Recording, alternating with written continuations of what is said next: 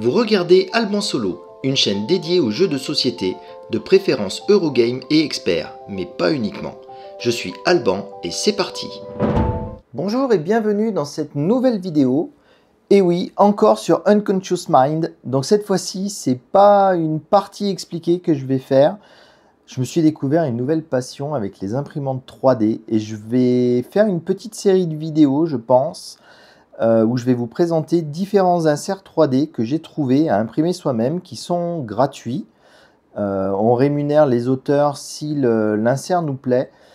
Et franchement, il y en a certains, c'est vraiment du travail de pro. Et du coup, j'avais envie de vous montrer celui d'Unconscious Mind. Et je vous mettrai bien sûr le lien en description. Et puis si vous ne connaissez pas le jeu en lui-même, je vous invite à aller voir quelque part par là. J'aurais certainement mis une fiche pour vous amener sur ma partie explicative, où là vous aurez plus d'infos sur le jeu. Donc pour cette vidéo, je pars du principe que vous connaissez déjà les composants. Donc ça va être une espèce d'unboxing, mais l'intérêt c'est surtout au niveau de l'insert. Donc je ne vais pas vous passer tout en détail. Donc j'ai mis la notice sur le dessus, ça on n'en a pas besoin. Donc les quatre plateaux joueurs se mettent en quinconce à peu près comme on peut, avec les petites fiches d'aide, tout ça. Pour l'instant rien de très palpitant. Et ensuite on a les deux plateaux de jeu et on passe aux choses sérieuses, le magnifique insert. Alors le génie de la personne qui l'a créé, c'est qu'il a conservé, il ou elle d'ailleurs, je ne sais pas si c'est un gars ou une fille, conserver l'insert en carton d'origine. Et ça, j'ai trouvé ça très cool. Donc on va retrouver, je vais tout de suite vous montrer que c'est pas pratique à attraper, parce qu'il faut les attraper bien dans l'ordre les machins, parce qu'ils sont tellement serrés. Donc on va avoir un petit insert pour distribuer nos cartes de rêve, avec, ils ont pensé à faire un truc en pan incliné, donc ouais, ça je pense que vous ne le verrez pas dans la vidéo. Mais les cartes sont penchées vers l'arrière, donc ça on va pouvoir le poser directement sur le jeu, pour pas s'enquiquiner.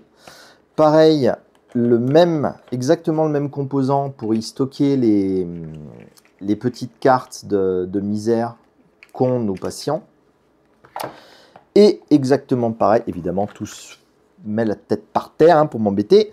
Et exactement pareil pour le troisième grand machin avec les grandes cartes, donc les autres rêves. Je sais plus, c'est pas des rêves qu'ils les appellent, mais bon. Vous m'aurez compris si vous avez regardé ma précédente vidéo sur la partie. Ensuite, on va pouvoir stocker nos livres. Ça, c'est génial. Comme ça, on peut les poser sur la table directement sans en mettre de partout. Donc, l'insert, il est pile adapté. Donc, il tient bien les livres en place, une fois qu'on les a mis, bien entendu. Je suis toujours aussi maladroit. C'est pas parce que j'ai un insert qui est super bien fichu que ma maladresse s'en va. Mais bon, vous voyez, je le secoue, il reste bien en place. Donc, ils sont bien stockés dans le truc. Là, c'est impeccable. Bon, ensuite, on a une petite boîte comme ça pour les idées géniales. Et il y a son copain ici, s'il veut bien venir. Hop. Donc ça sert de spacer, je sais même pas comment on dit en français.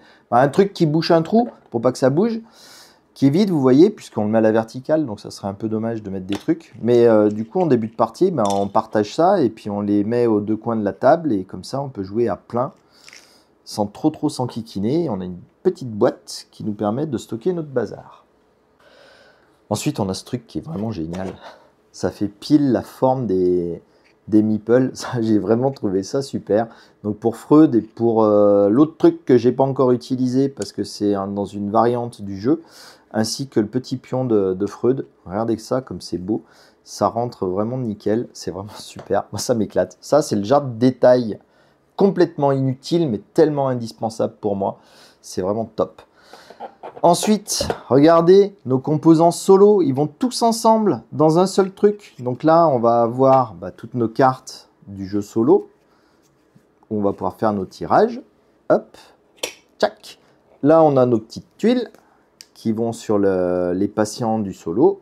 Et les autres tuiles qui vont sur l'autre patient. Tac, tac, tac. Et dessous, hop là, on a le petit machin qui se met sur le plateau joueur.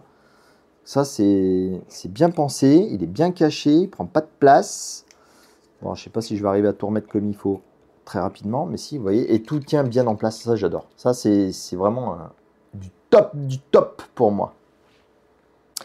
Ensuite, on a ce petit truc qui prend pile la forme. Là. Ça m'a éclaté aussi. Ça prend juste la forme de l'arrondi de cette boîte au-dessus, là.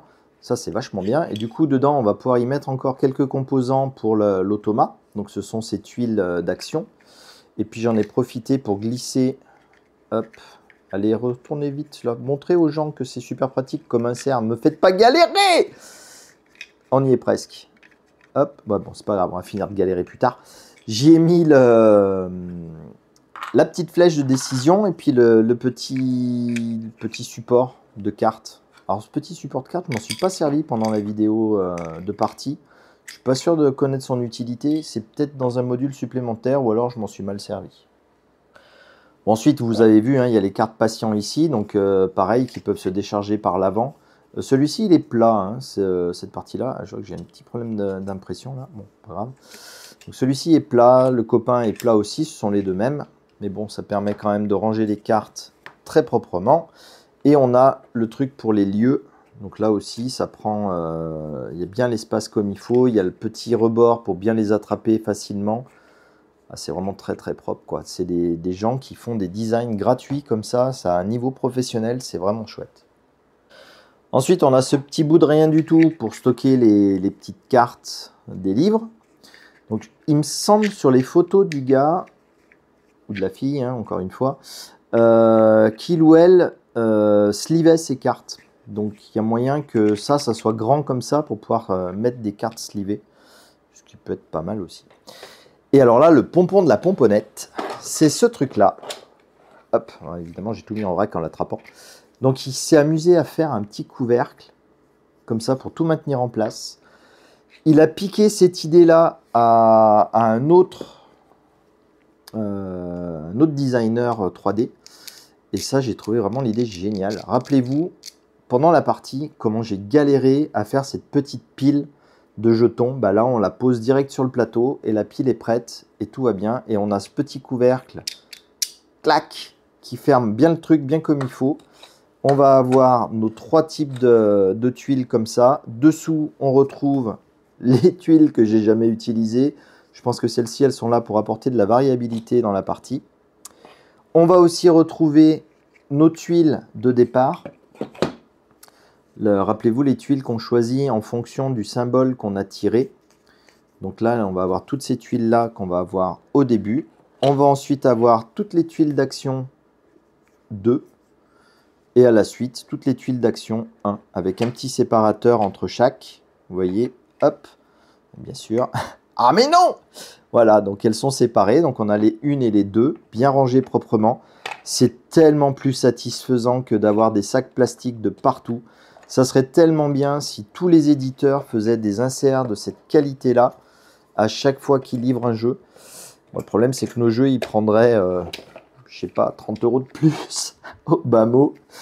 On serait peut-être pas super content. Non, c'est bien en fait que chacun se les imprime s'il a envie. Ça fait des jeux moins chers. Et enfin, la dernière partie imprimée qui j'ai trouvé aussi assez géniale. Donc, c'est pour mettre les fameux cercles. Donc, on a ce truc-là. Et on a le pion premier joueur de Freud qu'on peut placer au milieu. Comme ça, il y a l'emplacement exprès pour. Et tchouk, on a nos plateaux. Il n'y a rien qui bouge. Ça, c'est top. Ah ben, je vais pouvoir vous le mettre parce que j'ai plus de place. Bon, c'est pas grave, je vais vous le mettre là-haut. Vous le verrez pas très bien, mais c'est pas grave. Et du coup, il a gardé le... Bah, j'arrête pas de dire il, hein. Je suis désolé pour les filles, mais je sais pas si c'est un garçon ou une fille, mais c'est plus simple de dire il tout le temps. Donc il a gardé le truc là, d'origine du jeu. Donc le petit insert qui était fourni à la base, qui est très bien. Moi je trouve qu'il est très suffisant. Et donc voilà. Voilà, je vous ai montré cet insert vachement cool. Alors je vais essayer un truc maintenant. J'espère que j'aurai pas trop de moqueries en commentaire. Et pensez à vous abonner au fait, hein, pour que je puisse en faire plein des trucs comme ça, c'est bien marrant. Enfin, moi, ça m'amuse en tout cas. Je vais essayer de réassembler tout ça sans regarder la notice de montage et tout ça, tout ça. J'essaye de le faire en une seule prise, on va voir ce que ça donne. Donc déjà, on va commencer par facile. Ça va ici, c'est obligé. Celui-là, il est assez simple. Il se met sur le côté, ici aussi. Ensuite, on a celui-là. Je sais que ça se met toujours là derrière pour boucher le trou. On va mettre celui qui a le petit arrondi pour bloquer là. Je me rappelle qu'il y a un grand support en bas ainsi que le support des livres. À bien mettre dans le bon sens parce que là, il a un taquet pour bloquer les autres supports qui vont être au-dessus de lui. Et ça, j'y avais pas fait gaffe la première fois, je comprenais pas, ça rentrait pas, ça voulait pas, il n'y avait pas moyen. Parce que lui aussi, il a des taquets. Et si vous ne le mettez pas bien comme il faut dans le bon sens, il n'y a rien qui rentre. Donc voilà, ça c'est bon. Du coup, vous voyez, dans les taquets, hop, j'y mets celui-ci qui rentre pile poil, bien encastré. Celui-ci que je cherchais, hop, il est en place. Ensuite, les personnages, on est bon. Ça, de mémoire, ça venait par ici. Ça vient là. Ça vient ici. Du premier coup! C'est bien la première fois, sans galérer, sans rien. Regardez comme c'est propre. C'est vraiment nickel. Et puis, c'est bon, tout reste en place. Moi, mes jeux, je les range à la verticale. Donc, avoir des inserts comme ça, super bien fichus. Regardez, je peux le mettre en vertical. Là, j'ai aucun problème. Du coup, je peux remettre ça ici. Les plateaux, j'essaye de les séparer comme ça, mais j'y crois pas trop. Hein, ils ne vont pas bien rester séparés. Il y a peu de chance en tout cas. Je remets ma notice. Hop, je reprends mon couvercle. Et voilà, regardez ça. Impeccable. L'insert, il est parfait. Ça, il n'y a pas de, vous voyez, il n'y a pas de surépaisseur ou quoi, comme il y a dans certains inserts parfois. Moi, j'aime pas quand ça dépasse. C'est vachement bien comme ça. Voilà, du coup, c'est terminé pour cette fois-ci. J'espère que ça vous a intéressé. N'hésitez pas à vous abonner, activer les notifications, mettre des commentaires, tout ça, tout ça. Continuez à me suivre de plus en plus nombreux, c'est vachement cool. J'en profite pour vous dire que ce jeu, c'est un jeu Lucky Duck Games. Et je crois que la petite souris m'a dit que vous risquez d'en voir d'autres des jeux Lucky Duck Games sur cette chaîne. Et peut-être même avoir quelques informations intéressantes à leur sujet. Voilà, j'en dis pas plus. Soyez attentifs à ce qui se passe. Continuez à bien jouer en solo ou à plusieurs. Portez-vous bien. Et puis je vous dis à la prochaine. Salut!